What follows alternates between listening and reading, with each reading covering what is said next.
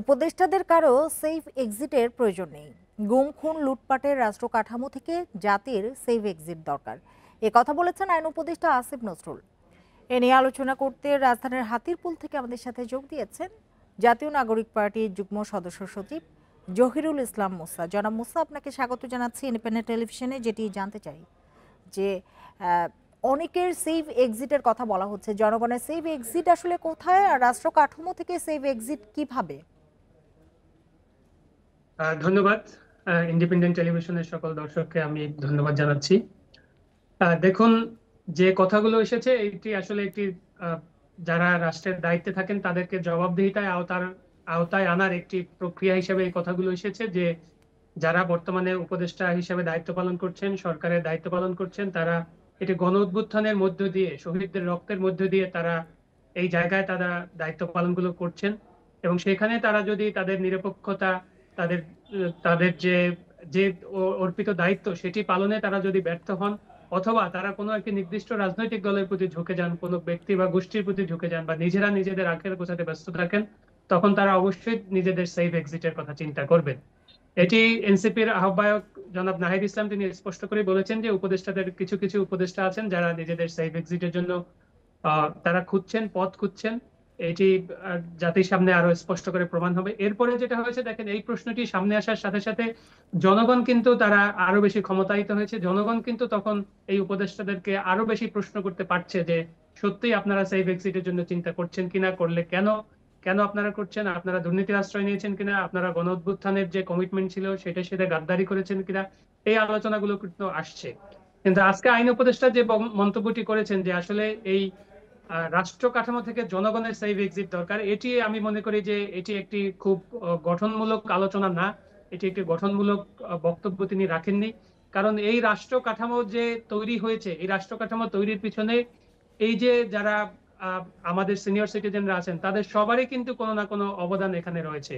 অর্থাৎ এই রাষ্ট্র কাঠামোগুলো তরুণরা এসে এইটা তৈরি করেনি, তরুণরা বরং এই যে রাষ্ট্র কাঠামো ভাঙার জন্য, নতুন বন্দোবস্ত নির্মাণের জন্য তারা রাস্তায় নেমে এসেছে, এবং তারা তাদের বুকের রক্ত দিয়ে নতুন একটি রাষ্ট্র কাঠামো তৈরির জন্য নিজেদের যে জজবা সেটি তারা দেখিয়েছে।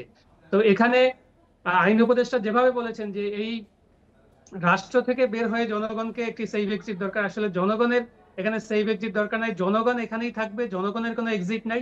যারা পুরনো বস্তা পচা যে সিস্টেম যারা আঁকড়ে ধরে রাখতে চান, যারা এস্টাবলিশমেন্টের পক্ষে আছেন, তাদের এখান থেকে আসলে সেফ এক্সিটের কোনো সুযোগ নাই। তাদেরকে সবার জনগণের মুখোমুখি হতে হতে হবে, এবং এই জনগণের সামনে তাদের জবাবদিহিতা নিশ্চিত করতে হবে।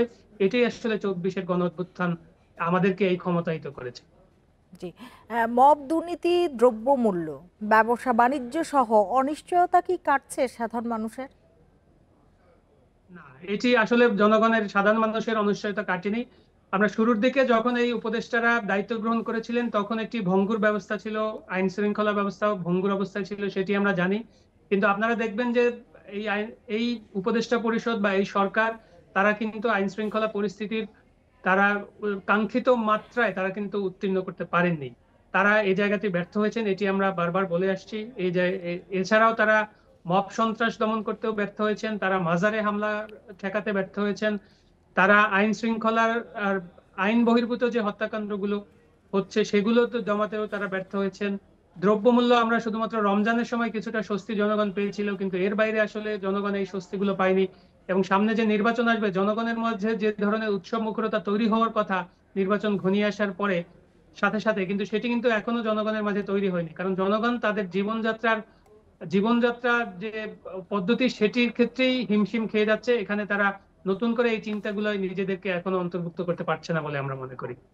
জি, জনাব মুসা, আরেকটি বিষয়ে, জুলাই গণঅভ্যুত্থানের পর জনগণ তো সেফ এক্সিট আশা করেছিল, সেই আশা কি ফিকে হচ্ছে বলে মনে করেন কিনা?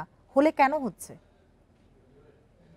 জি, আমি আবারও একটু এই এই বক্তব্যটিকে একটু ঘুরিয়ে বলি যে জনগণ আসলে কোনো কিছুর সেফ এক্সিট আশা করেনি। জনগণ চেয়েছে যে এই পুরনো ব্যবস্থায় যারা ছিল তাদেরকে এখান থেকে হটাতে হবে। তো কোনো সেফ এক্সিট তারা পাবে না, তাদের সবাইকে জবাবদিহিতার আওতায় আনতে হবে। যারা গুম খুম বা অন্যায়ের সাথে জড়িত ছিল তাদেরকে বিচারের আওতায় আনতে হবে, এবং যারা এই ব্যবস্থাটাকে টিকিয়ে রাখার জন্য লেগেছিল, তাদেরকেও জনগণের সামনে তাদের বক্তব্য স্পষ্ট করতে হবে, তাদের জবাবদিহিতা নিশ্চিত করতে হবে।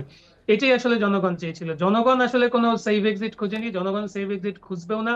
কারণ জনগণের এই রাষ্ট্র, জনগণের এই রাষ্ট্রের মালিকানার যে অংশীদার, সেটি জনগণ এই জুলাইয়ের গণ অভ্যুত্থানের মাধ্যমে নিজের যে ক্ষমতা, সেই ক্ষমতা তারা বুঝে নিয়েছে। এবং এখানে যে দলই ক্ষমতায় আসার চেষ্টা করুক না কেন, তাদেরকে আবার যে কোনো ভাবে জবাবদিহিতার মুখোমুখি দাঁড় করানোর যে ক্ষমতা, যে শক্তি, সেটি আসলে জনগণের অর্জিত হয়েছে। কিন্তু 24-এ যেভাবে মানুষের যে আকাঙ্ক্ষাটা তৈরি হয়েছিল, সেটি অনেকটা ফিকে হয়ে গেছে, এটা অবশ্যই সত্য। এর কারণও হচ্ছে এই সরকার, এই উপদেষ্টারা, তারা যে কমিটমেন্ট নিয়ে 24-এর যে কমিটমেন্টটাকে ধারণ করে যে রাষ্ট্র পরিচালনার করার কথা ছিল, সেটি তারা পারেননি, সেটিতে তারা ব্যর্থ হয়েছেন বলে জি, আমরা বুঝতে মনে করি। পেরেছি। আপনার বক্তব্য স্পষ্ট। জনাব জহিরুল ইসলাম মুসা, আপনাকে অনেক ধন্যবাদ আমাদের সাথে যোগ দেবার জন্য, সময় দেবার জন্য।